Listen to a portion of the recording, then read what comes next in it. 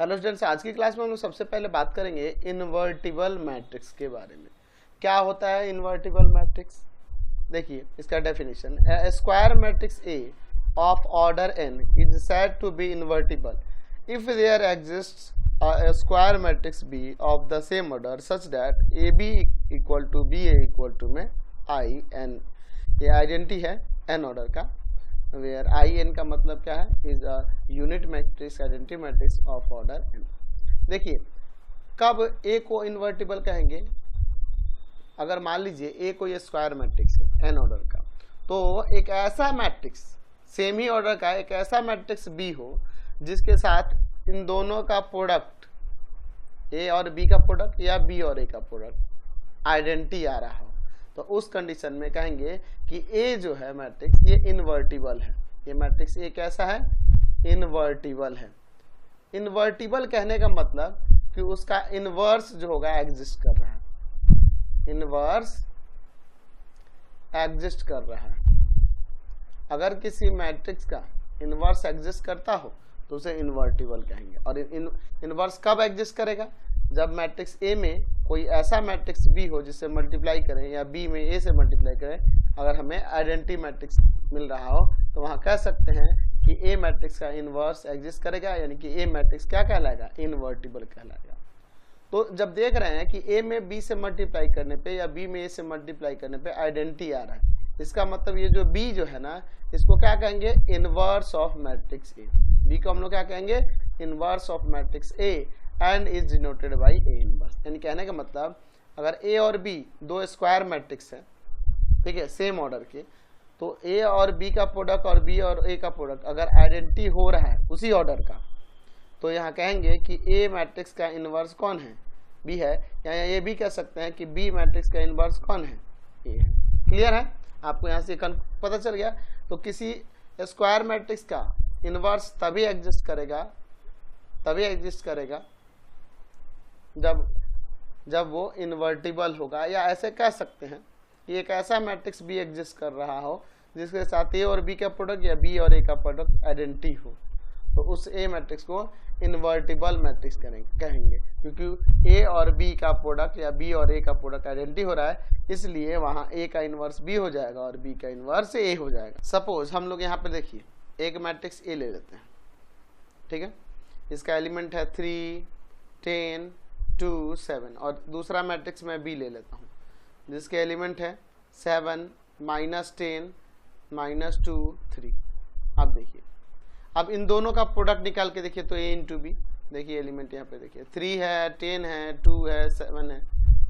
यहाँ भी मैट्रिक्स देखिए 7 है, -10 है, -2 है, 3 है। इन दोनों का प्रोडक्ट निकालेंगे फर्स्ट रो में फर्स्ट कॉलम से, तो 21 - 20, फर्स्ट रो में सेकंड कॉलम से -30 + 30, सेकंड रो में फर्स्ट कॉलम से तो 14 - 14, सेकंड रो में सेकंड कॉलम से तो -20 + 21।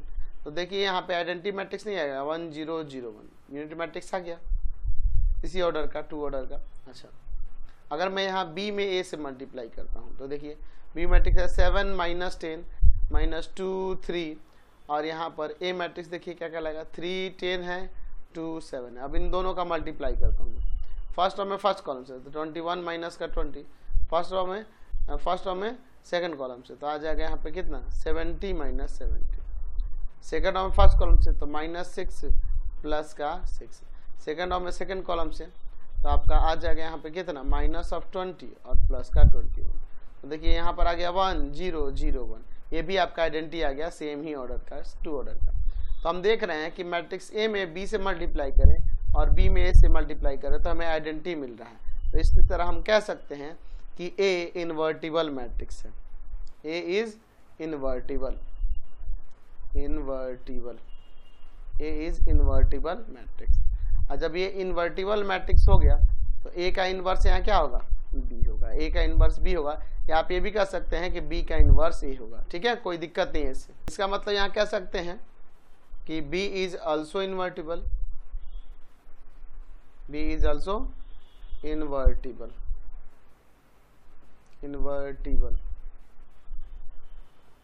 समझ गया? मैट्रिक्स बी भी इन्वर्टिबल कहलाएगा, है ना। तो इनवर्स से रिलेटेड एक थ्योरम देखते हैं, यूनिकनेस ऑफ इनवर्स, यानी कि यूनिक होता है जो इनवर्स होता है किसी स्क्वायर मैट्रिक्स का, वो अगर वो एग्जिस्ट कर रहा है तो वो यूनिक होता है। Inverse of a square matrix if it exist, अगर वो एग्जिस्ट करता है तो वो यूनिक होगा। यानी कि किसी भी स्क्वायर मैट्रिक्स का इनवर्स अगर एग्जिस्ट कर रहा है तो उसके एक ही सिंपल जो आएगा इनवर्स एक ही होगा, एक से अधिक नहीं हो सकते हैं, यानी कि वो यूनिक होता है। ये हमें यहाँ प्रूफ करना है। तो चलिए हम लोग इसका यहाँ प्रूफ देखते हैं। ऐसा सपोज कर लेते हैं कि लेट ए हमारे पास एक स्क्वायर मैट्रिक्स है जिसके एलिमेंट आई जे के फॉर्म में और ऑर्डर n बाई n ले लेते हैं ना, बी अ स्क्वायर मैट्रिक्स। ये हमारे पास क्या है, स्क्वायर मैट्रिक्स है। अच्छा, जब ये स्क्वायर मैट्रिक्स हमने लिया और ये ले लेते हैं एंड लेट मान लेते हैं कि इसका इनवर्स एग्जिस्ट करता है, यानी कि ये इन्वर्टिबल है। Let A is invertible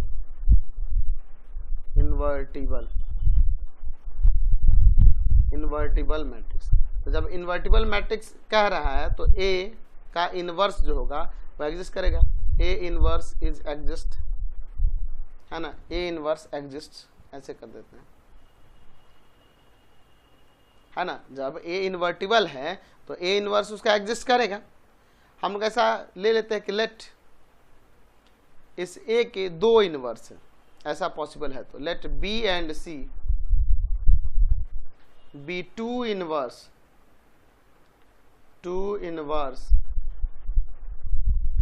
of A, है ना, इफ इट पॉसिबल। अगर ये पॉसिबल है तो, ऐसा पॉसिबल तो है नहीं, तो ऐसा हम सपोज कर लेते हैं कि बी और सी के दो इनवर्स है, अगर यह पॉसिबल है तो, ठीक है। तो जब ये इनवर्स दो हो सकते हैं तो इसका मतलब आप लिख सकते हैं देन ए इंटू में बी इक्वल होगा बी इंटू ए और इक्वल होगा किसके, आइडेंटिटी के। और ये एन ऑर्डर का है तो आइडेंटिटी भी एन ही ऑर्डर का होगा। एंड जब सी भी इनवर्स है तो हम लिख सकते हैं ए इंटू सी इक्वल टू में सी इंटू ए और इक्वल टू में आइडेंटिटी ऑफ सेम ऑर्डर, ठीक है, ऐसा लिख सकते हैं ना। चलिए, तो हमने यहाँ बी और सी को दो अलग अलग इनवर्स माना है, हम लोग आगे चल के इक्वल दिखा देते हैं। तो चलिए नाउ हम लोग बी को लेते हैं। अच्छा, बी मैट्रिक्स में अगर हम लोग आइडेंटिटी मैट्रिक्स से मल्टीप्लाई करें तो फिर वही मैट्रिक्स आ जाएगा, कोई दिक्कत ही है ना जी, क्योंकि समझ रहे ना बात को। चलिए अब बी इंटू आइडेंटिटी देखिए, बी इंटू आइडेंटिटी क्या होगा, बी ही आ जाएगा ना, तो इसको ऐसे लिख सकते हैं। अब देखिए इस बी को ऐसे ही रहने दीजिए। अच्छा, आइडेंटिटी देखिए, आइडेंटिटी यहाँ सी इंटू ए के इक्वल है, ए इंटू सी के इक्वल है कि नहीं। तो हम लोग आइडेंटिटी हटाकर यहाँ ए इंटू सी भी लिख सकते हैं, सी इंटू ए भी लिख सकते हैं। तो आप इसे ए इंटू सी लिख दीजिए, ऐसा लिख सकते हैं ना, कोई दिक्कत नहीं है। ऊपर हमने दिखाया है कि ए इंटू सी किसके इक्वल है, आइडेंटिटी मैट्रिक्स के इक्वल है। अब देखिए यहाँ पर हम इसे बाई एसोसिएटिव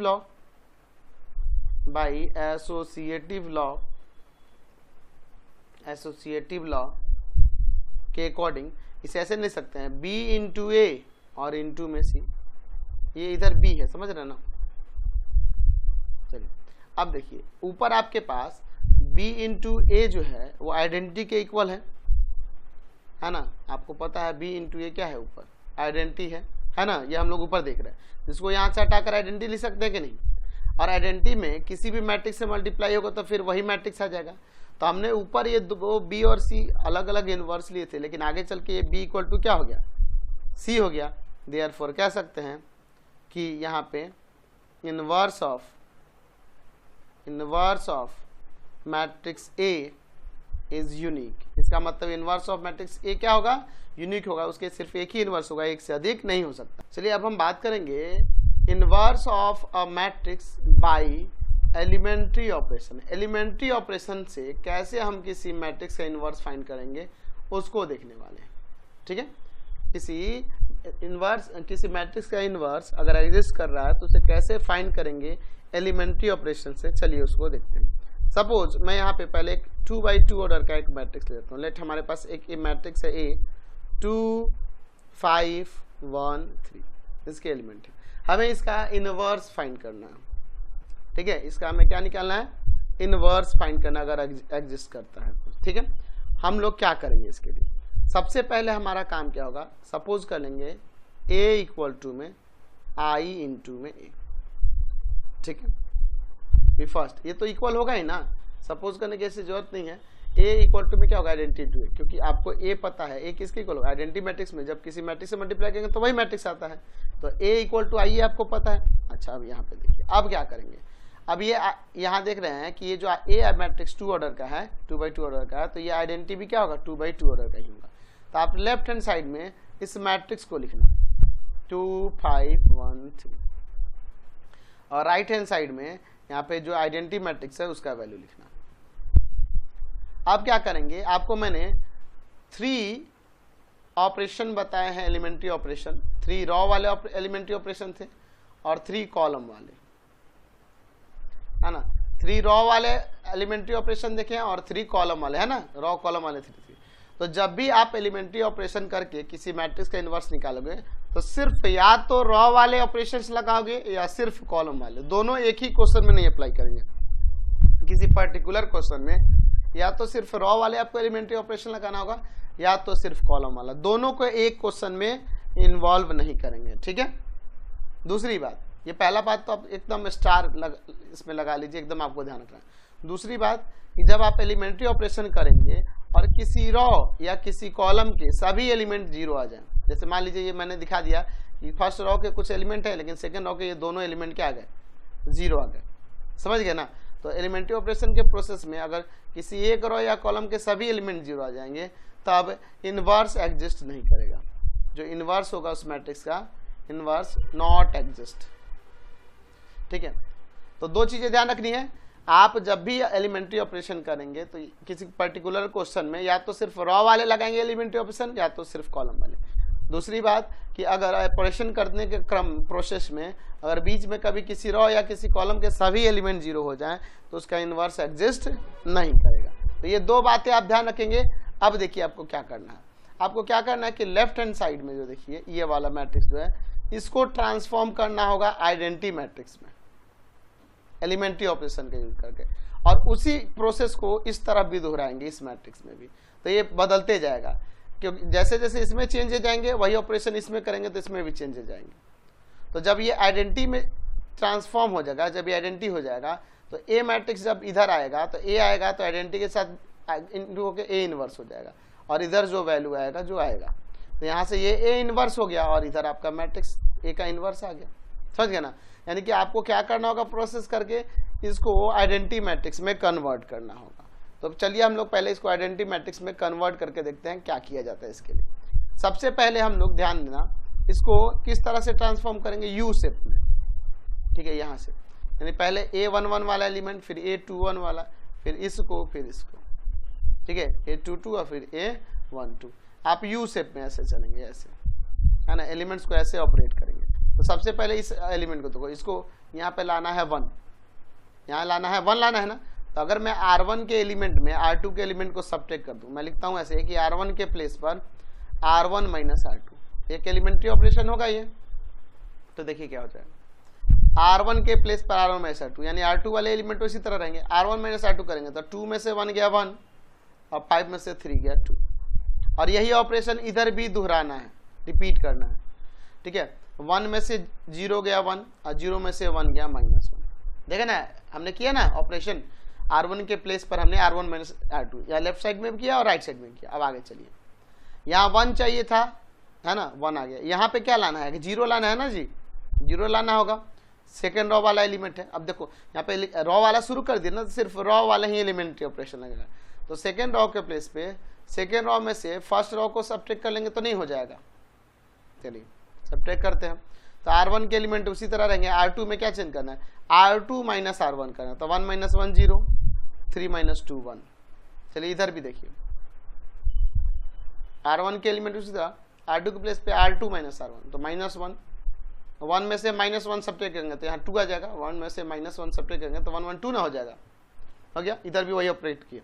अब देखिए 1 चाहिए था, यहाँ 0 चाहिए था, यहाँ 1 चाहिए था। अच्छा ये आइडेंटिटी मैट्रिक्स अब बन जाएगा कब, जब इस यहाँ पे 0 आ जाए, तो यहाँ पे 2 के प्लेस पे 0, तो R1 वाले प्लेस के एलिमेंट है ना, तो हम लोग R1 के प्लेस पर ऐसा काम नहीं कर सकते हैं, R1 माइनस का 2R2, मैं देख रहा हूँ कि इसमें 2 से मल्टीप्लाई करके इसमें मैं सब्ट्रैक्ट कर दूँ तो यहाँ 0 आ जाएगा।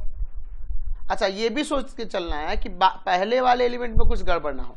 देख लो अगर मैं इधर यही ऑपरेशन करूंगा तो R1 के प्लेस पे R1 यानी कि 1 -2 R2 यानी कि 0, तो देखो 1 - 0 1, यानी कि यहाँ पे कोई चेंजेस नहीं आएगा। तो पहले वाले एलिमेंट गड़बड़ भी नहीं होने चाहिए और आगे ऑपरेट करने पे आगे भी वैल्यू सही आ जाए जो हमें चाहिए यूनिट मैट्रिक्स में इसको बदलने के लिए। ठीक है, चलिए देखिए R1 के प्लेस पे R1 - 2 R2, तो यहाँ 1 - 2 × 0 करने पे 1 ही आएगा। यहाँ देखो R1 के प्लेस पे 2 - 2 × R2 यानी कि 1, तो 2 - 2 0 आ जाएगा और R2 वाले एलिमेंट ऐसे ही रहेंगे। यही ऑपरेशन इधर भी करेंगे, है ना। R2 वाले एलिमेंट लिख दीजिए। R1 के प्लेस पर R1 का एलिमेंट यहाँ 1 है, -2 × में R2 के जगह पे -1 है, तो माइनस माइनस प्लस, तो 2 1 3 आ जाएगा यहाँ पे। अच्छा देखिए R1 यानी कि -1 -2 × में R2 वाले एलिमेंट 2, 2 2 4 -4 -1 -5। अब देखिए ये ऑपरेशन करने के बाद देखिए ये आपका आइडेंटिटी मैट्रिक्स का ट्रांसफॉर्म हो गया। अब ये आइडेंटिटी मैट्रिक्स से ट्रांसफॉर्म हो गया तो ए इधर भेजेंगे तो वो ए इनवर्स होगा, और ये तो आपका आइडेंटिटी हो गया। और इधर जो आपका मैट्रिक्स है 3 - 5 -2 -1 2 सॉरी, ठीक है। अब देखिए ये ए में जब ए इनवर्स से मल्टीप्लाई होगा तो आप क्या आ जाएगा, ए इनवर्स ही होगा ना। ए इनवर्स में आइडेंटिटी से मल्टीप्लाई होगा तो ए इनवर्स ही आएगा, तो हमारा ए इनवर्स आ गया 3 - 5 -1 2, तो यही ए का इनवर्स हो जाएगा। समझ गए। चलिए दूसरा हम लोग एक मैट्रिक्स लेते हैं 3×3 ऑर्डर का। मान लीजिए ए एक मैट्रिक्स है जिसके एलिमेंट है 0 1 2 1 2 3 3 1 1। हमें इसका इनवर्स निकालना है, तो सबसे पहले a = में आइए ले लेना होगा। लेफ्ट हैंड साइड में a का वैल्यू रखेंगे 0 1 2 1 2 3 3 1 1, और राइट हैंड साइड में 3×3 ऑर्डर का आइडेंटिटी मैट्रिक्स 1 0 0 0 1 0 0 0 1 और इनटू में a मैट्रिक्स। देखिए कैसे ऑपरेट करेंगे। सबसे पहले देखिए इसमें पहले मैंने बताया ना यू शेप में ऐसे चलेंगे और फिर इधर आके ऐसे आ जाएंगे। इसमें 3×3 ऑर्डर का है ना, तो यहाँ से इस प्लेस पे से सही करना शुरू करेंगे, इधर से ऐसे जाएंगे फिर ऐसे जाके ऐसे आएंगे। तो पहले यहाँ आपको 1 चाहिए ना, आइडेंटिटी बनाने के लिए 1 चाहिए, तो इसको अगर यहाँ रख दे तो काम बन जाता ना, है ना। तो एक काम करते हैं R1 और R2 को रिप्लेस कर लेते हैं। इससे क्या होगा, यहाँ 1 आ जाएगा ना, हमारा काम हो जाएगा। तो 1 2 3 फर्स्ट और सेकंड को रिप्लेस कर रहे हैं 1 2 1 0 1 2 3 1 1। R1 के प्लेस पर R2 के प्लेस पर R1, ठीक है। R3 आपका उसमें कोई चेंज नहीं होगा। अब देखिए यहाँ पे हमें क्या करना होगा, तो देखो 1 यहाँ पे 0 चाहिए, 0 आ गया। यहाँ भी 0 लाना है ना, तो यहाँ 0 लाने के लिए R3 हो गया ना। तो अगर मैं R3 के प्लेस पर R3 माइनस का 3R1 कर दूँ, इसमें 3 से मल्टीप्लाई करके इसमें सब्ट्रैक्ट करूँगा तो हो जाएगा कि नहीं। चलिए ये ऑपरेशन करते हैं। R1 ऐसे ही रहेगा, R2 वैसे ही रहेगा, R3 पे हमें करना। R3 के प्लेस पर R3 माइनस 3R1, तो इसमें 3 से मल्टीप्लाई करके इसमें सब्ट्रैक्ट करेंगे तो 0। आप ऐसे लिख सकते हैं 3 माइनस का 3 इंटू में 1 0। आया देखो 1 माइनस का 3 इंटू में ये R1 वाला एलिमेंट है 2, तो -5 आ जाएगा। फिर देखो यहाँ पे 1 माइनस का 3 इंटू में R1 का एलिमेंट क्या है 3 3 3 9 -9 और प्लस का 1 है, तो -8 हो जाएगा। बाकी देखिए यहाँ पे वही काम करते हैं 0 1 0 1 0 0 0 माइनस का 3 इंटू में 0, तो ये 0 ही रहेगा। 0 माइनस में 3 इंटू में 1, तो -3 आ जाएगा। 1 माइनस में 3 इंटू में 0, तो 1 ही रह गया यहाँ। चलिए आगे देखते हैं। अब देखो 1 0 0, यहाँ पे 0 चाहिए ना, तो एक काम करते हैं, मैं यहाँ लिखता हूँ कि R3 के प्लेस पर R3 और प्लस का मैं यहाँ पे 5R2 कर देता हूँ। देखो ऐसा करने से यहाँ पे भी कोई चेंज नहीं आएगा, देख लो। और 0 प्लस का 5 इंटू 0 करेंगे तो 0 का 0 ही रहेगा, यानी कि पीछे वाले एलिमेंट में भी कोई गड़बड़ी नहीं होनी चाहिए और आगे का भी सुधर जाएगा। देखो -5 प्लस का 5 इंटू 1, तो आ जाएगा 0। यही सोच के आपको चलना, पहले के एलिमेंट भी कोई गड़बड़ नहीं होनी चाहिए और आगे में भी सुधार होते जाना चाहिए। हमें क्या करना है, R3 के प्लेस पर R3 प्लस का 5R2, तो 0 प्लस का 5 इंटू 0, तो ये 0 ही आएगा। फिर देखो यहाँ -5 प्लस का 5 इंटू में 1, -5 प्लस का 5 इंटू में 1, तो ये 0 आ जाएगा। अच्छा अगला यहाँ देखिए इन दोनों में करेंगे ना, R3 यानी -8 प्लस का 5 इंटू में R2 यानी कि 2, तो 5 टू 10 यानी यहाँ 2 आ जाएगा। बाकी देखिए यहाँ पर 0 1 0 1 0 0। अब यहाँ पे देखिए हमें क्या करना है, हमें क्या करना है जी, R3 के प्लेस पर R3 प्लस का 5 R2, तो 0 प्लस का 5 में मल्टीप्लाई करके R2 में, तो ये 5 आ जाएगा। -3 प्लस का 5 इंटू में 0, तो -3 आ जाएगा। 1 प्लस का 5 इंटू में 0, तो 1 ही रहेगा। चलिए आगे बढ़ते हैं। यहाँ पे 1 चाहिए ना 1, तो हम एक काम करते हैं, R3 है, R3 के प्लेस पर 1/2 R3, 1/2 से मल्टीप्लाई करते इसमें, तो 1/2 से मल्टीप्लाई करते, देखो 1 2 3 0 1 2 0 0 1, यहाँ पे 1/2 से मल्टीप्लाई करने पे यही आएगा। चलिए यहाँ पे देखते हैं, सेकंड रॉ में मल्टीप्लाई करना है, 0 1 0 1 0 0 5/2 -3/2 1/2। चलिए अब यहाँ भी आ गया 1, तो ये सब एलिमेंट ठीक हो गया। यहाँ पे अब क्या लाना है, 0 ना, तो अगर मैं क्या करूँगा ऐसे, R2 के प्लेस पर R2 और माइनस का 2R3, तो इसमें 2 से मल्टीप्लाई करके इसमें से सब्ट्रैक्ट करूँगा तो यहाँ 0 आ जाएगा कि नहीं। यहाँ पे भी कोई चेंज नहीं आएगा, इधर भी देख लो, यहाँ 1 होना चाहिए, 1 ही रह जाएगा। 1 माइनस का 2 इंटू में 0, तो 1 ही रह जाएगा। यहाँ देखो यहाँ पे भी कोई चेंज नहीं आएगा, 0 है तो 0 रहेगा। 0 माइनस का 2 इंटू में 0, तो 0 ही रह जाएगा। तो पहले वाले एलिमेंट में भी कोई छेड़छाड़ नहीं हो रहा और आगे भी सुधार हो जा रहा है ना। चलिए क्या आएगा करने पे, देखते हैं यहाँ पर 1 2 3, R2 के प्लेस पे करना है, R2 माइनस 2 R3, तो 0 माइनस का 2 इंटू 0, तो 0, 1 माइनस का 2 इंटू 0, तो 1, 2 माइनस का 2 इंटू में यहाँ पर 1, तो आ जाएगा 0, है ना। 2 माइनस यहाँ रखेंगे ना, 2 माइनस का 2 इंटू में 1, तो 0 0 0 1। यहाँ देखिए अब क्या करना है, यही ऑपरेशन ऑपरेट करेंगे, 0 1 0, क्या हो जाएगा R2, यहाँ देखो 1 माइनस का 2 इंटू R3 यानी कि 5/2 कट जाएगा, माइनस का 4 आ जाएगा। फिर देखो 0 माइनस का 2 इंटू में R3 यानी -3/2, माइनस में प्लस, प्लस का 3, यहाँ देखिए 0 माइनस का 2 इंटू में, माइनस का 2 इंटू में क्या हो जाएगा यहाँ पर 1/2, माइनस का 1 आ जाएगा, समझे। और बाकी जो है यहाँ पे 5/2 -3/2 1/2। अब देखिए ये 0 हो गया। अब यहाँ 1 चाहिए ना, 1 चाहिए तो 1 लाते हैं उसको। अगर हम लोग यहाँ 1 चाहिए ना, R1 है, तो R1 के प्लेस पर ऐसा एक काम कर दे, R1 माइनस का 3R3, तो देखो इसमें से 3 टाइम्स इसको करके इसमें सेपरेट, यहाँ 0 हो जाएगा। और यहाँ भी कोई चेंजेस नहीं आएंगे देखो करने पे ऑपरेशन। चलिए तो यहाँ देखो R1 के प्लेस पे करना, R1 माइनस का 3R3, R1 यानी कि 1 माइनस का 3 इंटू 0, तो 1 ही आएगा। 2 माइनस का 3 इंटू 0, तो ये 2 ही आएगा। 3 माइनस का 3 इंटू 1, तो ये 0 हो जाएगा। बाकी सब एलिमेंट तो वैसे ही रहेंगे। इधर चलिए अब आगे क्या हो जाएगा, यहाँ पे देखिए, यहाँ पे R1 माइनस का 3 यानी कि 0 माइनस का 3 इंटू R3 का वैल्यू है 5/2, तो आ जाएगा माइनस का 15/2। फिर देखो R1 यानी कि 1 माइनस का 3 इंटू में R3 यानी कि -3/2, माइनस माइनस प्लस हो जाएगा। और यहाँ 2 प्लस का 9/2 यानी 11/2। फिर हो जाएगा, यहाँ आ जाएगा 0 माइनस का 3 इंटू में 1/2, तो -3/2। बाकी सब एलिमेंट उस तरह -4 3 -1 5/2 -3/2 1/2। अब देखो यहाँ सिर्फ बच गया, यहाँ 0 लाना है। एक काम कर सकते हैं ऐसे, R1 के प्लेस पर R1 माइनस का 2 टाइम्स ऑफ R2 कर दे, इसको 2 टाइम्स करके इसमें सब्ट्रैक्ट करेंगे तो 0 आ जाएगा। इधर भी कोई चेंजेस नहीं आएंगे, ठीक है। ऐसा करने से तो देखो यहाँ 1, देखो 1 माइनस का 2 इंटू 0 1, 2 माइनस का 2 इंटू में 1, ये 0 हो जाएगा। या 0 माइनस का 2 इंटू 0 0 ही रहेगा। 0 1 0 0 0 1। आप देखिए यहाँ पर क्या आता है, यहाँ देखिए R1 के प्लेस पे करना है। देखो R1 यानी कि -15/2 -2 इंटू R2 के जगह पे है -4, तो प्लस का 8 हो जाएगा। एलसीएम लेंगे 2, -15 और प्लस का 16, 1/2 आ जाएगा कि नहीं।